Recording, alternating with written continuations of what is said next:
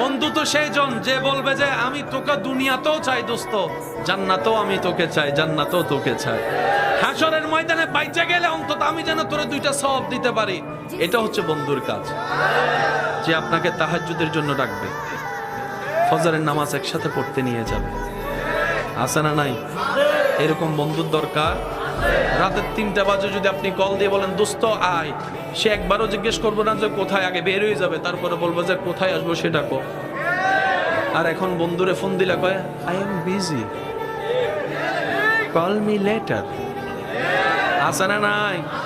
আবার অনেক সময় সাইলেন্ট করে রাখে, অনেক সময় কল আসলে দেখেও রিসিভ বলেন না, দেখলেও রিসিভ।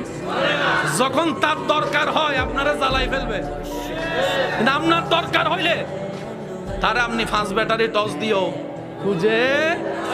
মনে রাখবেন সবচাইতে বড় বন্ধুকে আপনার জন্য উম্মত হিসাবে আপনার নবী, বান্দা হিসাবে আপনার রব হচ্ছে আপনার সবচাইতে আপন।